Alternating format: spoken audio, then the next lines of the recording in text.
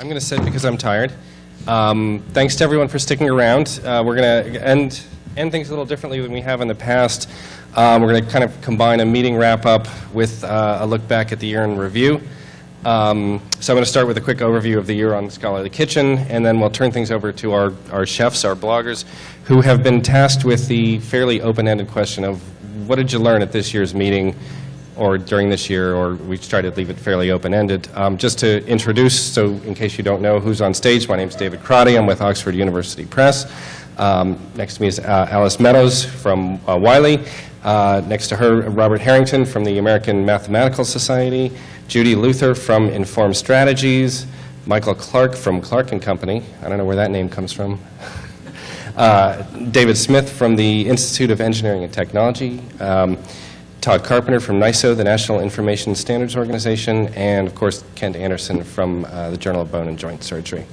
We're also going to try and close. Supposedly, we have some questions from our early career award winners who are going to give us their impressions and ask any questions they want to ask about this year's meeting. So some quick numbers on the Scholarly Kitchen. We continue to grow this year. Compared to the previous 12 months, we're about 200,000 more views in the last 12 months than in the 12 months before that, which is nice. We've now had 17 straight months of over 100,000 views per month, so traffic continues to grow, commenting continues to grow, more and more people are paying attention to our industry. I'm always interested to see which post drew the most attention, got the most readership.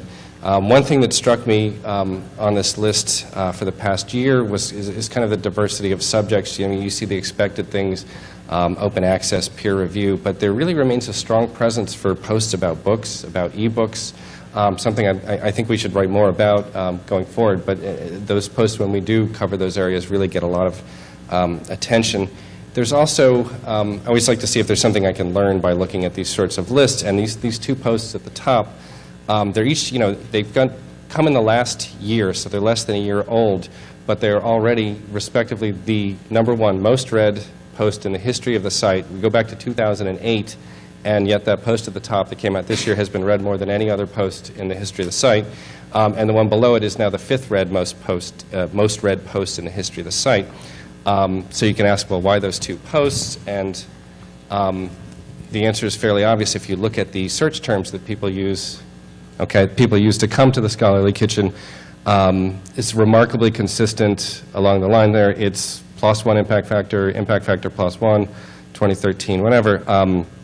So I think that tells us something about the impact factor, and despite the rise of DORA and a recognition of, is this the best tool we should be using, it really remains a dominant force in our industry, and if anything, it's possibly gained in importance for people rather than dropping off. I also put those graphics from Google on the side there. This is a trick Richard Sever taught me, that how Google fills in if you start typing anything in. It's kind of fun if you go to Google and you type in the name of any journal, and you can see almost always within the first 1 or 2 things it suggests is the name of that journal, followed by impact factor. So it really gives you a sense of the sway that the impact factor continues to hold. See, this year was not without controversy, and I think this is my favorite piece of criticism that's ever been thrown at us. If you can't read this, it's a Twitter exchange where one person recommends an article from the blog, and the second person chimes in and says, the content on the Scholarly Kitchen only exists to upset people. And the first person responds, no, it's actually, this article makes a lot of sense. And then the person responds, oh, well, they divert people by, quote, saying sensible things about things they find important. And that this is a secret trick that we use to fool people. So I'd like to take this public opportunity to chide our authors for saying sensible things about the things that you find important. So shame on you. Let's see. All right, so I want to say, great thanks to all our bloggers, those who are here and those who aren't here with us today. I took on the role of the editor of Scholarly Kitchen last year when Kent Anderson became the president of SSP. It's been an enjoyable, if somewhat stressful experience. Those sort of Sunday afternoons when you realize there's nothing in the queue for the next week are a bit nerve-wracking, but our bloggers have always managed to come through and fill-in content whenever we needed it, and not just filler content, but really deep, thought-provoking, topical ideas that they express. I think this year has been a really good year for us in that we've really started to exhibit more of a diversity of opinion. Again, it's because our bloggers have stepped up. They deserve all the credit for it, and everyone's written more, and we've gotten more voices. We live in a very exciting and interesting time in our industry, and having more voices and more points of view, there's so much we can learn from one another. I think it just has made things stronger, and it's been a learning experience for me just reading what these people write. So on that note, I want to continue on that theme and talk about what I feel like I learned at this year's meeting. And it's come up in conversation several times, and what I like to call it sort of the new civility. And I think on the blog, at the meeting, and the publishing world in general, we're hearing more voices. There's greater diversity of people who are willing to come, speak out, have their opinions heard, and the conversation, I think, has become vastly more civil than it's been in the past. On the blog, we have this, I think, a wider group of viewpoints, and we see that in our comments as well. And I'm thrilled that people who used to come by our blogs and just drop these, these sort of firebombs and then run away, are now coming in and leaving really thoughtful, useful comments, asking questions, feeling like they're part of the community. I think our usual commenters who are on the site have sort of welcomed them in and treated them fairly as well. As a lot of these funding agencies have put in new policies, we're hearing more and more from the researchers, which I think is a really important part, because scholarly publishing tends to be a bit of a navel-gazing career where you really need to hear from the people that we're trying to serve as much as possible, rather than just from other publishers. And I think in general, as an industry, as a society, as a blog, we're moving away from this sort of us against them, zero-sum game mindset. If we're from me to win, you have to lose. We can all find common ground where we can all benefit. We can all find ways to better fulfill our mission and do our jobs better. So, for example, at this meeting, I was so happy to see Chorus and sharing a stage, talking about the lines of communication and the collaboration that's going on, rather than saying, all right, we're competitors and I'm going to win and you're going to lose. I think just looking at the broad range of people and the diverse opinions who are speaking, who are attending this meeting, I think the SSP has really grown, and it's become this sort of big umbrella where if you have a very diverse opinion, people who differ in opinions can now come here, and I'm thrilled to see people taking the time to engage and to educate rather than just sort of being angry and dismissing other opinions that they don't necessarily agree with. So I think it's great. I think it's a great tribute to the society and just the industry in general. And on that positive note, I'm going to turn things over to the chefs and ask, well, what did you learn at this year's meeting? So. Thank you. It's working, I think. I am going to be really naughty and in time-honoured Oscar tradition thank a couple of people. First of all, David, because he has not really acknowledged his own contribution to the blog, which I think has been fabulous, so good for you.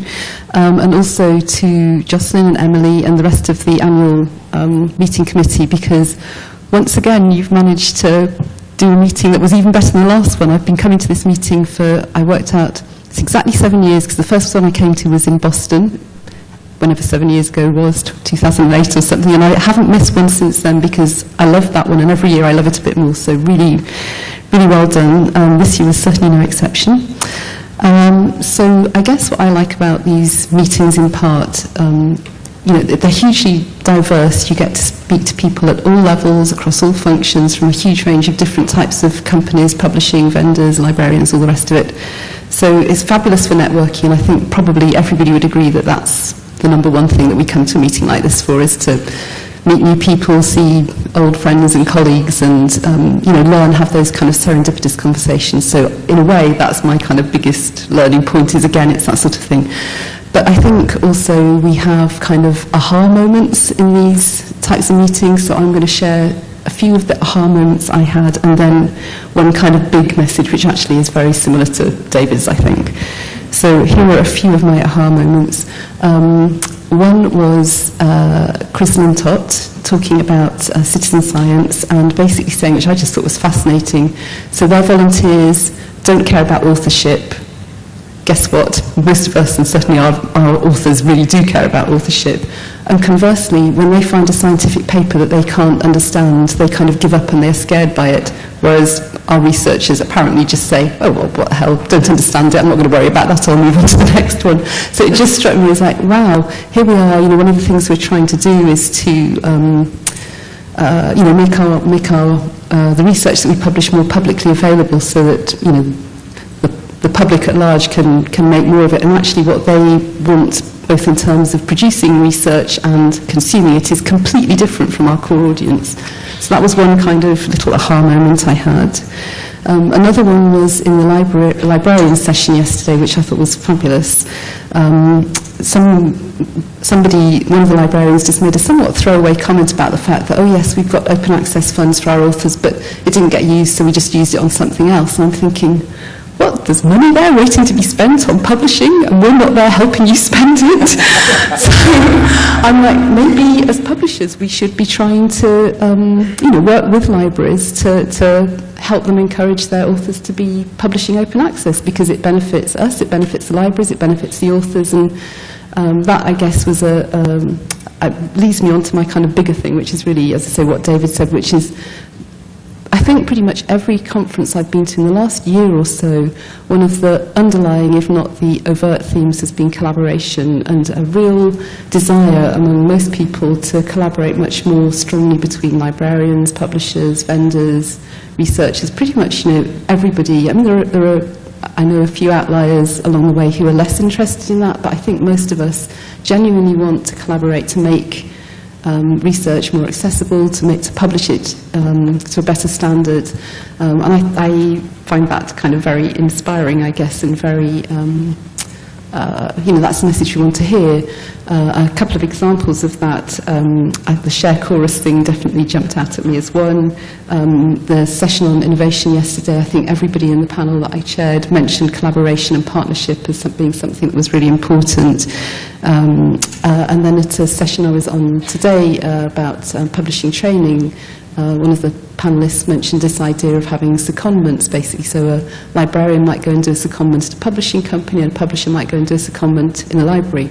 I mean, I think those are all great examples of how we could collaborate to improve our processes and the ways we work together. I feel like I was going to have a summing up comment, but I can't remember what it was now. So anyway, that's it. Thank you, Alice. Well, I do agree with you about networking. Unfortunately, networking, especially if you've worked in as many places as I seem to have worked, I seem to know everyone, which means I have way too many beers, and actually thinking about what I learned from the conference can be a bit of a problem after too much networking. But having said that, I'm sorry, I totally agree about the collaborative sense. I thought this year there was a theme of cultural engagement. I just felt that if you're really going to embark on innovation, the idea of how we go about it culturally as organizations came across in many of the talks that I heard, and it's something, I'm not being specific about it, but I just heard that sense of cultural engagement across many of the sessions that I was in. The idea of experimentation, and that's not new, we want to experiment, not just with product development, but thinking about audience development, and that came up in one of the plenaries.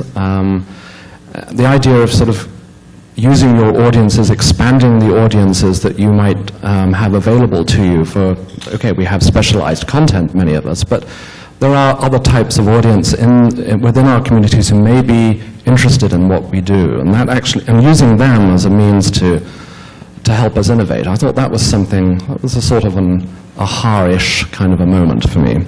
And really letting, one of the things that I get a little tired of from time to time in the open access debate is the sort of the advocacy end of things. So, on the one hand you have the missionary zeal of open access, and on the other hand you have sort of equal and opposite end of things saying, well, open access is a terrible thing. And I think at this conference we kind of moved beyond that, to be honest. I mean, open access is here to stay. It's a business model, and we're all embracing it in one way or another. But, you know, if you, for instance, in the session that, you know, gosh, what's his name from OECD? Toby Green, thank you. He was talking about the freemium idea, and that may not be relevant for all of us, but I thought that was just a very interesting way of saying, well, let's get our content out there and think about ways that we can add services around content. And, you know, just coming up with real business models in and around the content that we have that doesn't necessarily mean it's open access or not open access, but just really interesting ways of delivering our content. I thought that was fascinating. In fact, I enjoyed that whole session. And the other session I really enjoyed in, of course, was and I can't really say it, and I think this is related to the networking and drinking problem that I clearly have, but intrapreneurship? Intrapreneurship. Yes, that one, that session.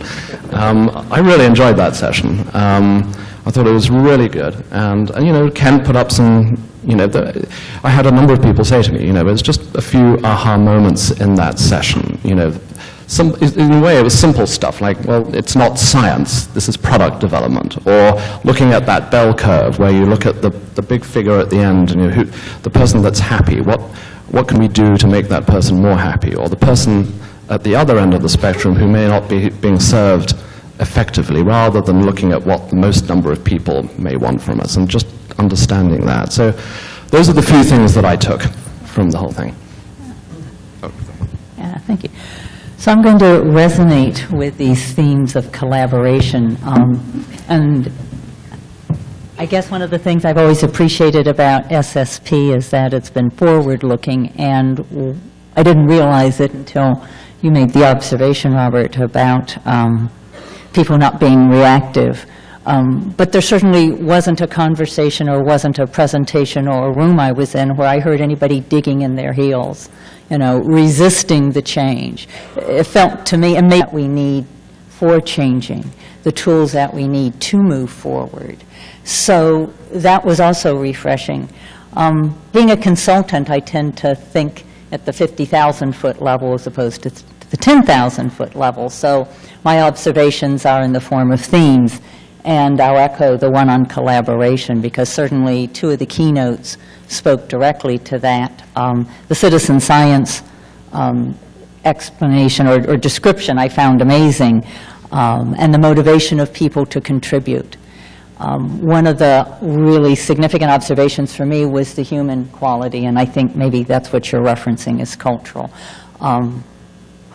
It was the observation he made about how people were motivated to contribute, and the fact that at the end of the day, it wasn't just the science that they did, but the observations that they had about the groups and how they worked. And the whole question that was raised with an answer about whether and what prompted people to not see that as it actually was. Afterwards, he and I were chatting a bit about whether or not, and they're conducting an experiment now, about the extent to which that's influenced by whether or not people thought that because they were reading right to left or reading left to right.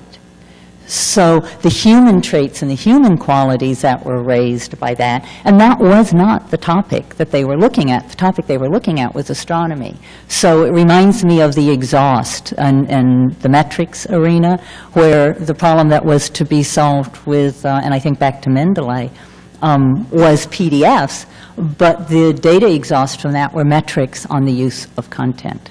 So you have an objective here that you're taking care of, but by the way, over here is a really interesting story that's taking place.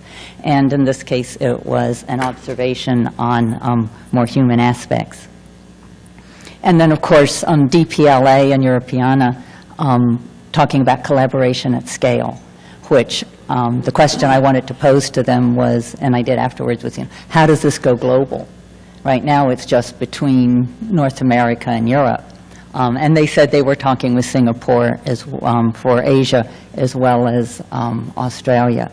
So I'm listening. I guess it's too early in their stage to have a global vision for this, but I'm listening for, as they grow and extend, how that's going to develop. for a long time, a theme for me as I've watched the transition of content into digital era of what are we going to do with it? And the typical answer is, well, people are going to read it. And I said, no, what are you going to do with it? And now that we're in this period where I think content is actually going through a period of transformation, I see the content as being more actionable. We've seen it on the consumer side of the house where you read something in the news and you can email it to a friend, and we've been able to do that on our existing platforms for a while. But now we're talking about data sets that can be reused, content that people can annotate. In the exhibit hall, there was a new vendor down there called Read and Note, and it was an example of the types of annotation systems that are emerging, where you can actually send a comment along with the content, not just an email message, but you can begin to, the example that he was giving, because it was one that people had given him, was using this in a peer review system. And the kicker for me was that you could do it in audio record mode. It wasn't just a matter of a text space. You could record with a little camera on your laptop what you wanted to say about this, and somebody could respond in the same way. So that, to me, is making content actionable. And then finally is the topic of context. We've talked about content, and I've heard a lot of conversations about content and context. But the session on contextual inquiry puts the user in context. So when content first became digital, it was all about usability. What is somebody doing? Where are they looking on the screen? How do we know that they're solving their problem? Contextual inquiry is kind of taking a step back and looking at the bigger picture and saying, what was their intent? What are their problems? What was it that they were intending to do when they embarked on this use of the content? Or when they were in the middle of their workflow, what was the next step? And the example given by the speaker from EBSCO was actually in the field of medicine, and what the doctors were trying to do in 2-hour sessions, observing them and speaking with them about what it was that they were working on. So there's stories here that need to be told to help us understand how to develop content in a more useful way. I think there's still this perception that, well, it's scholarly content, people are going to read it. And yes, that's true, but we have sessions here on mobile and media and other forms that are being incorporated that make the content usable in other forms and in different ways and applications. So I think the field's just getting more and more exciting with each passing year.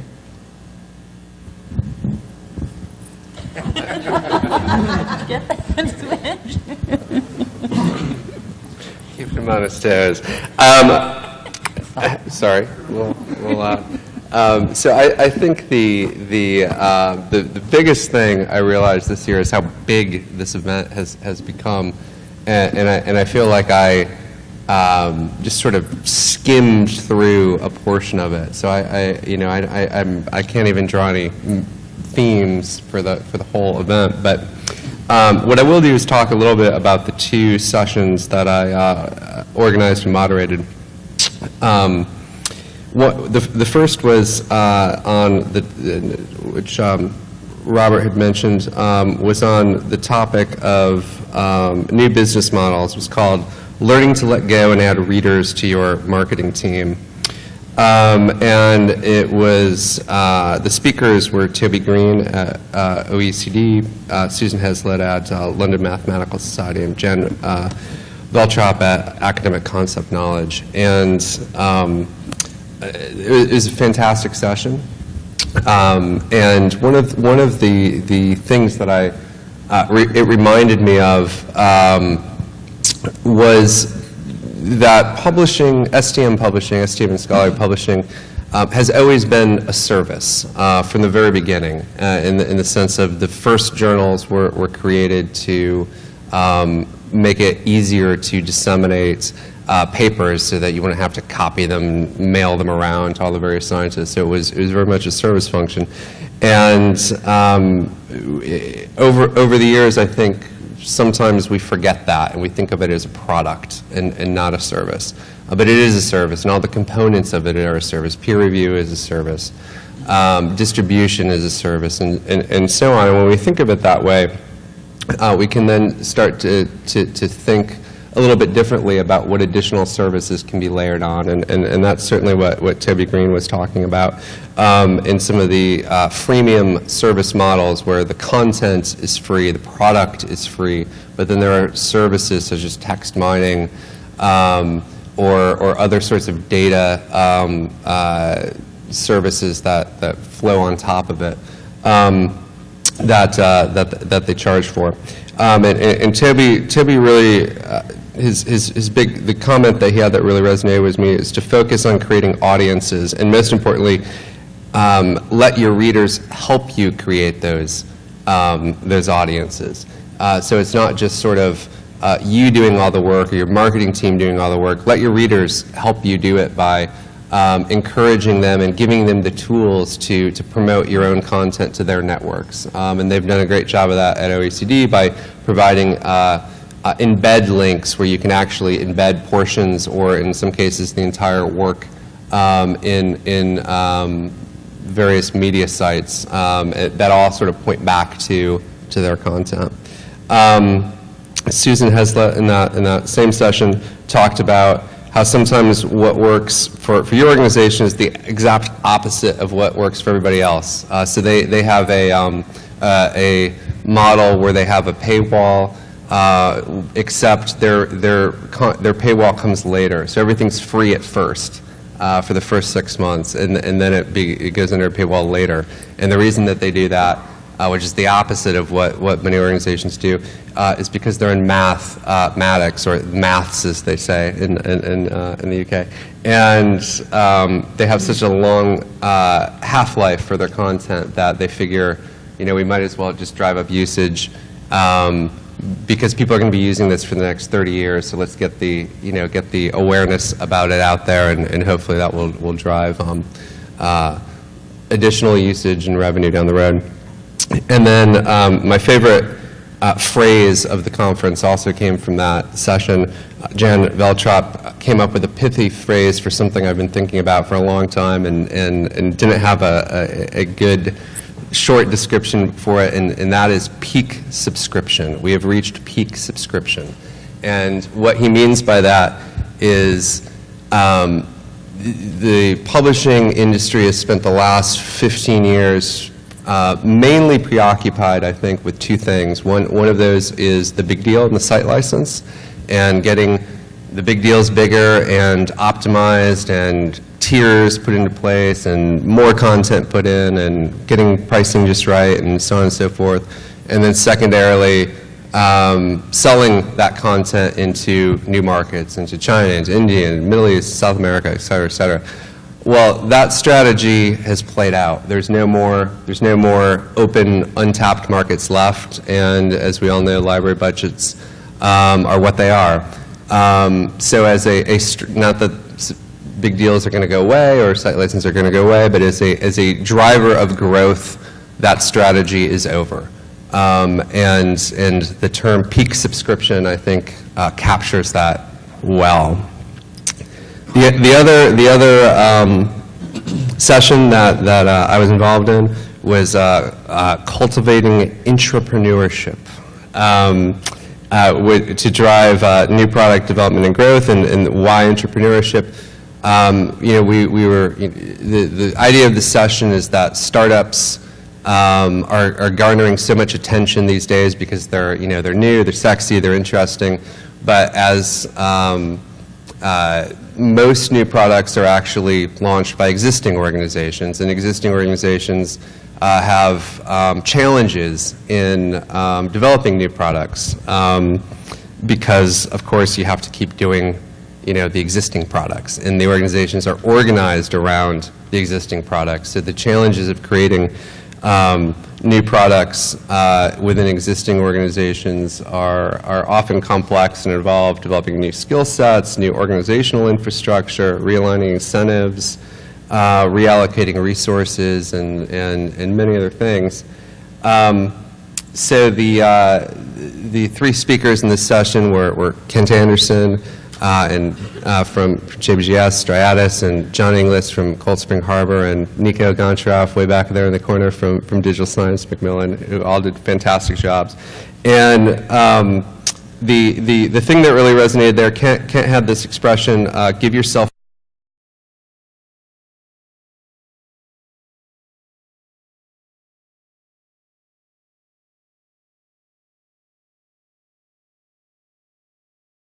permission, give your organization permission to experiment, to develop new ideas. Or the other way of sort of thinking of it was allow yourself, create space.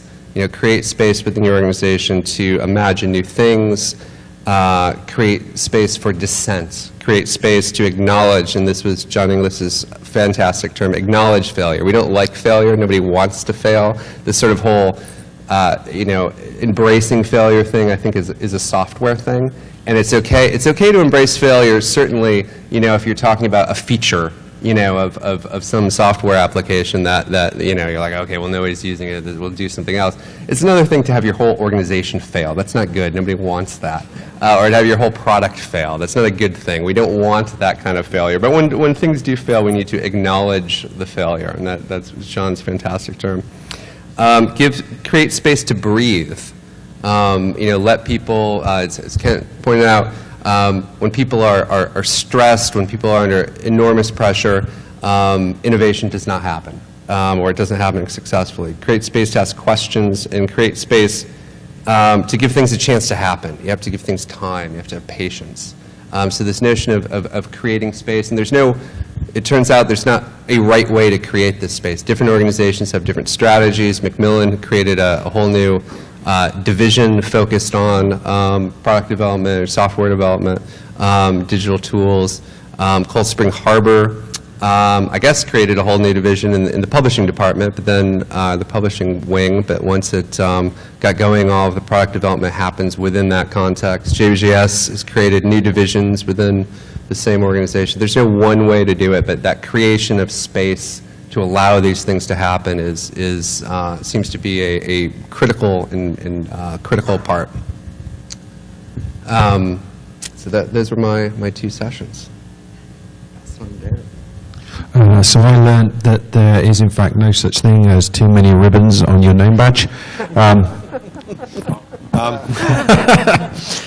So I want to go back to Chris Lintott's absolutely splendid keynote speech, because we always get these folk in to come and give us some kind of insight, and we hope that they will lead us to some profound understanding, and usually, actually, that doesn't happen. They're great talks, they're great stories, but on this occasion, I think we had something really quite profound spoken to us during the course of his talk, and it was a phrase I want to dig into a lot more, actually, which is threshold failure, which is a term I've never come across before, but I think needs some considerable thought by all of us.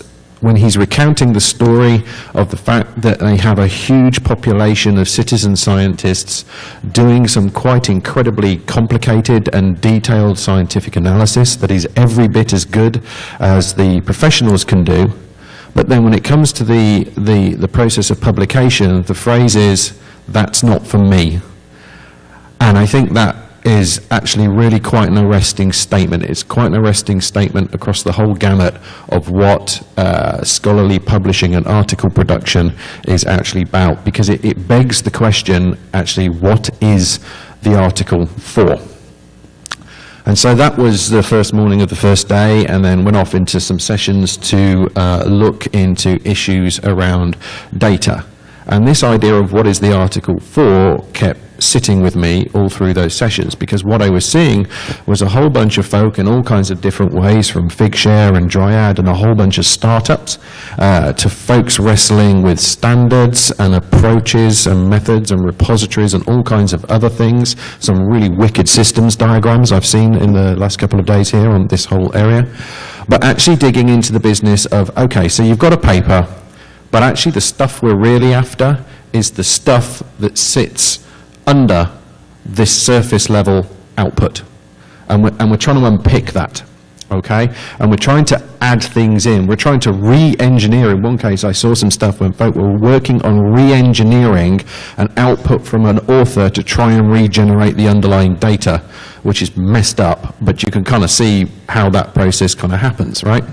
And so that was sitting with me as we went through that, and I started to sit there and think, well, hang on, what are we seeing now? We're starting to see a traversal back down the waypoints of scholarly output from the paper going backwards, because a whole bunch of questions were about, well, what data and when? And when is my data actually just stuff coming off the sensor, and when is it something that I should actually sit there and say, at what point should I have to make this public? And who decides when's that stuff going to be made public? And what is the stuff that's going to be made public? And all of a sudden, this idea of this paper that exists as a version of record is suddenly starting to get a lot more fuzzy and a lot more nebulous. And so it seems to me that we're starting to unpick what an article actually is. And an article can be many things. So it's a thing for the general public. It's a thing for somebody to read. It's a thing for someone to go in and data mine for whatever purposes, because they just want the data in the actual paper itself. It's something for someone who knows all about that field, actually, but wants to get to the underlying data of their colleagues, which is a different thing to the data mining, okay? And then whatever the other things it might be, sensors, the augmented world, some of the speculative stuff that we were working on this morning. And so, you know, there's been a thing that's floated around this conference and many other conferences for many years, this concept of the article of the future. But actually, this session, this conference, there were a whole bunch of fascinating discussions about what the article of the future is actually going to look like. And I found it particularly fascinating to witness some of those discussions. And I just want to finish with one other thing, because the other thing that struck me particularly this year was, I think it was 2004 at SSP in San Francisco, that I first heard in a scholarly context the use of the words API. Right? And there was this nebulous thing that we weren't going to do content, we were going to do services. And I think a whole bunch of us went, yeah, so we're going to work out how those services is actually selling stuff that we already sell, right? But here we are, 10 years later, and APIs are absolutely everywhere. Everybody's talking about them, everybody's using them, everybody's gluing bits to other bits in really quite a fascinating way, and I think that's just absolutely brilliant. So when you're on a suggestion, if you're ever on a panel like this, you don't want to be towards the end of the panel. Because you don't want to be the seventh speaker after some brilliant, brilliant people. And I'm sorry, Kent, you're...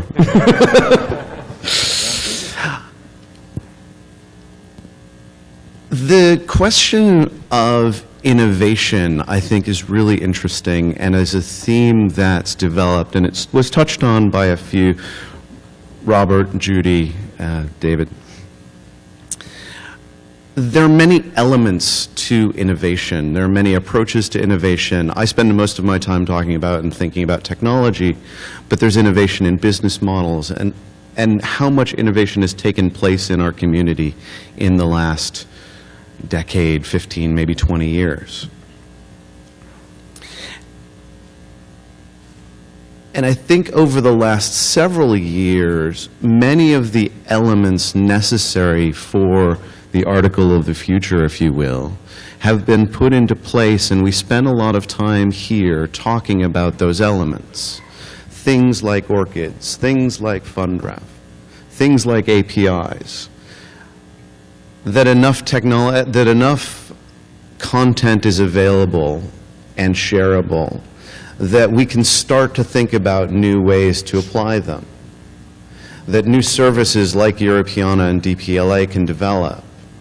And I think it was interesting that, as Dan mentioned, that only 1% of the content in that exposure engine is available that comes from publishers. And to what extent are we as publishers engaging in this burgeoning explosion of discovery services and how people are going to interact with content? And interacting with content in new and innovative ways that we don't even think of. You know, the session this morning on augmented reality. Have you really thought about in what ways can your content fit into a geolocated world? And how can you expose it to those people? And similarly, in this notion of data and the sharing of data, I think one of the biggest kind of quiet elements of the OSTP memo was not just that everything publicly funded should be published in some open access forum, but also the underlying data should be shared as well. And the implications for that in terms of what is a scholarly output are huge. I've spoken with many publishers who've said explicitly, data, we don't want to be involved in data. We rely on the repositories for that.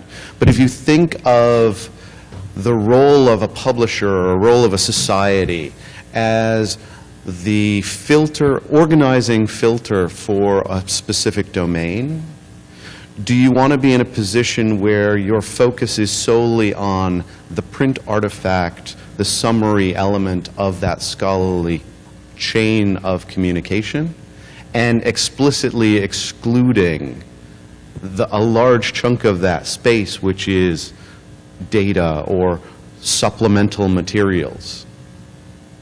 And how we as publishers deal with those challenges, I think we'll spend several years and maybe a decade talking through those issues. But I'm really excited that many of the infrastructure elements are getting put into place, that we can start building towards that next article of the future. The first application of new technologies is often the replication of the last technology. And I think we've spent the last 15, 20 years or 25 years publishing on the internet, recreating print. But I think in the last several years, we're really starting to push the boundaries of what it means to distribute content digitally.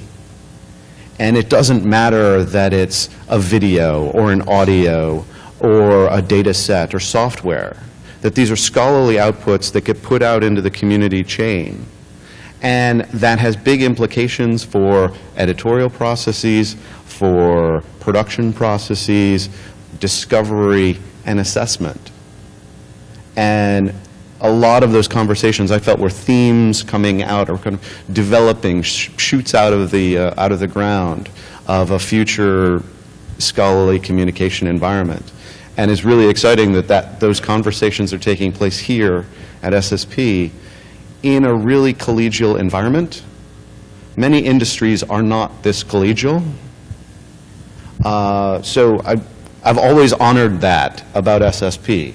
And I hope it continues, and I hope it grows, and having 950 people here is a good sign that it is. So. Yeah, the downside of being at the end also is that we start running low on time. I'm going to save I'm going to be questions, quick. so talk fast. Quick. So to pick up on something Alice said about navel gazing, I think you said something about that. And Chris Lintodt had something buried in his presentation that threw a few things in a different perspective to me. And he said basically it wasn't about access. His problem wasn't a problem about access. It was a problem about something else. And at the same time, I was reading news reports about the measles outbreak in the U.S., which is coming over from all sorts of different places, because the herd effect has been lost, because we have basically a culture that, while we can be talking about all these advancements in scientific communication, public health is not great. Public awareness of science is not great. We don't have these translators that, like Chris Lintodt, everywhere. We don't have things like that going on. So we may continue to innovate and do these things, but the point of all of this is to benefit humanity. So what are we doing while we can be innovating and children are getting measles because their parents are ignorant of the benefits of vaccination or afraid of vaccination? They're in upheaval. Scientific journalism, science journalism is suffering. I listened to an interview with Miles O'Brien on Neil deGrasse Tyson's podcast, Star Talk. Two-part interview, fantastic interview if you want to listen to it. But he is despairing the fact that science journalism is falling apart, has fallen apart. It's become about, Kardashian analysis and not science. And so it kind of just led me to a little bit of a thought about it. We can talk about all the things we want to do for our authors and everything, but ultimately the point of this is to improve humanity, improve life for humanity. And there are gaps here that we might be able to fill that are different than just innovating for the small circle that we have. All right, good. So let's turn things over to our group down here. And thoughts, questions? Hi, I'm Emma Watkins. I'm from IOP Publishing in the UK, so apologies if my thick English accent confuses anybody. I just kind of wanted to offer another observation on the trends that I've seen from this conference. It's been incredibly informative. And I think something that's really key that maybe you guys have all started to touch on is the fact that actually, although we probably think we're really good at sharing and collaborating, etc., that there's a real need for us to stop trying to do things our way and actually just go and meet our audiences exactly where they are. And I think that started from the opening talk, where we're reminded that we're in the publishing business, that we are not publishers in our ivory tower doing things the way we want to do them, that there's a market out there that we need to listen to. And then I listened to a really interesting talk about instructors finding their resources for teaching. And the interesting thing was that not one of them said anything about going anywhere near a journal website. They didn't say anything about kind of coming straight to us for the information. It was all kind of third-party searches. And I think it's another example of how the experts in the field are doing things in a way that's not really matching up to how we think or we want them to be doing them. And then there was an interesting talk about the social web and being where our audiences are, and how that it's often a failing that we try and build communities ourselves, but unfortunately the people aren't there. We can't just build these towers of information for people and expect them to come flooding through our gates, that actually they're already creating communities in other areas, other social networks, for example, and we kind of need to be flexible enough to go to them with our information. And then also again this morning talking about how publishers have only shared 1% of their data with these amazing schemes that we heard about this morning. I think it's just another kind of glaring example of how we don't really want to play with other people as much as we kind of say we do. So we maybe need to do that a bit more. And then finally there was a really interesting talk about the developing world, and what I thought was a fantastic point from an audience member was that the talk itself was mostly about us providing access to the developing world and making sure that they can read all of our stuff and doing things through all these amazing schemes, which are absolutely fantastic, and they really do a lot of social good. But then somebody said, well, what about the guys who are working there, and maybe we should figure out ways to give them control of the publishing process and do things their way. And I thought that that was a really interesting take on things, and something that we should kind of remind ourselves that we need to put ourselves in the position of those who we're working with and we're working for the benefit of, as opposed to trying to funnel things the way that we think they should be funneled through. So that was just a theme I kind of kept seeing again and again throughout the conference. Anybody else? Can I just quickly comment on? Yeah. Is this on? Okay. Because you're quite right, and one of my aha moments that I didn't share was exactly that completely duh moment in the librarian session again. About 3 librarians said the same thing, which is a version of, we hate it when you develop stuff and you don't consult with us. Duh. Yeah, okay, fair point. So one thing I wanted to say is, in my first panel I was in, I don't remember exactly who said it, so I don't know who to give credit to, but I was in a panel and it was getting kind of heated, as some of these panels like to get when we were dealing with a lot of different people. And all of a sudden one of the panelists said, you know, we all have the same goal at the end of the day. Like, we want to get the right content to the right people and in the right format.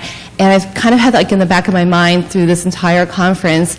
You know, publishers and librarians and academics and all these different people, we have a lot of different goals, and sometimes we see things very differently. But I think in the long run, if we kind of keep that main goal that we all want the same thing at the end of the day, it kind of helps to build better relationships and be proactive and be positive, versus saying, well, I'm a publisher and I just want this, and the librarians are saying, well, I need that. So that was one thing that I try to take away from this conference.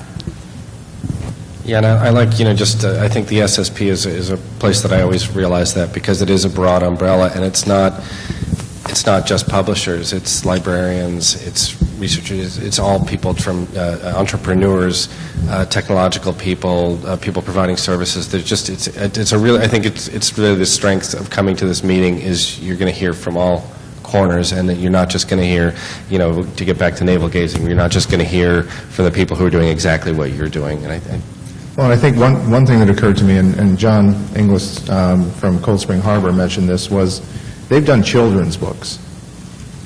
Again, you know, we have turning information into knowledge is not just for middle-aged elites. It can be for a lot of different stakeholders.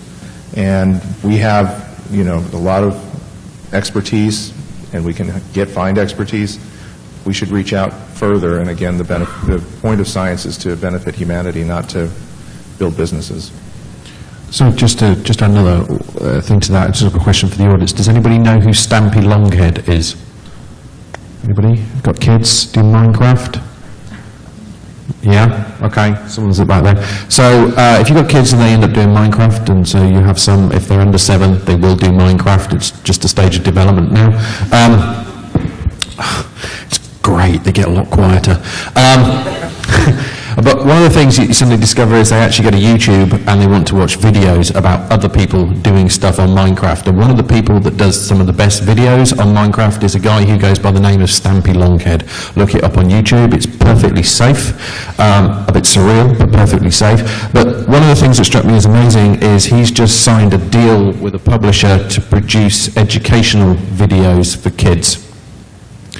And that is kind of an arresting thing, that someone came out of nowhere, just did something just out of a sense of passion for a game, and has actually connected with a child audience. He didn't go doing videos for kids, it's just his audience found him.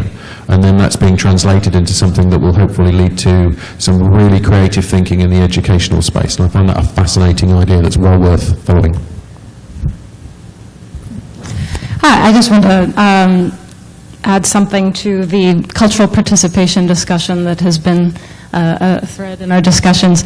There was a diagram that Jill Cousins, was that her name, of Europeana, used that kind of crystallized something for me. She was talking about her, there were 3 groups. There were the users, the creators, and then the professionals, and this was kind of the network that is Europeana. And it touched on something that I've been kind of struggling with in my mind about creators, and do we all need to be creators? Is it all right if some of us are just users? And what's happening there? And this taps, I'm a librarian, incidentally, I work at Rutgers University, and this taps into discussions that we're having in libraries with, maker spaces. A lot of us are building labs, digital humanities labs, 3D printing labs. We want people to come into the library to make things, even maker spaces with physical materials for learning art, art history, architecture, that sort of thing. And then hearing discussions from some of my colleagues saying, well, that's not really a library role. It's, libraries are to, we serve users, we serve patrons, but it got me thinking, maybe we should be serving, or we're not serving, we should be looking for library partners, library creators who are not necessarily librarians per se. And there are some panels that took place here during the conference. I did not catch all of them, unfortunately, but there's something about adding readers to your committees and creating community space on publisher websites, and it jogged thoughts of fan fiction communities and that sort of thing. And then just thinking back historically, and I don't know if anybody here is a Lawrence Lessig fan, and his book Remix, about how it used to be so common, so pervasive. We were all creators in the 19th century, and then something happened in the 20th century with the advent of recorded sound and radio and television, and we suddenly became a lot more passive. And now, in the digital age, we're experiencing this resurgence of creator culture, and that it's normal. It's something that we all are capable of, and that and hearing that it's also a way forward for publishers as well, that this is a business model, this is a growth model, is very exciting. Exciting to hear. So anyway, that was kind of my long rambling takeaway, but it's something I'm thinking about in terms of translating into library services, library roles. And I actually just wanted to pick up on the kids thing for a minute, because at the American Mathematical Society, we actually are publishing our first kids book called Really Big Numbers, and it's a beautiful thing. And it's one of the ways we actually decided to, one of the reasons we decided to do this is we're interested in the next generation of mathematicians. And one of the things that what I actually did is I actually took the PDF of the proposal to one of my kids' elementary school teachers, and they did a class entitled, and the class was, "Should Hugo's Dad Publish This Book?" It was a really fun thing. I wasn't involved in it. I mean, the teacher just took the PDF, and all these 9-year-olds were actually just sort of excited about it. So there are other audiences out there, and even if you've got specialized content, you can reach them doing different things. And sorry, that wasn't a follow-up on yours. I just suddenly thought of it. Yeah, but I'll follow up on it because we're just about out of time. But I think what's really interesting to me is you have this group who've been coming to these meetings for forever, and we've been in the industry forever, and we're really excited because we're seeing this this growing collaborative mindset, this sort of more communication, the society's growing, more diverse people are coming in, we're hearing more voices, we're talking to one another, and then you have the group of people who are just coming in who are saying, well, that's nice, but there's a ways to go. Maybe, and for us it's a relative thing of like, wow, it's gotten better, but the people who are just walking the door are like, well, that's cute, but let's really do this.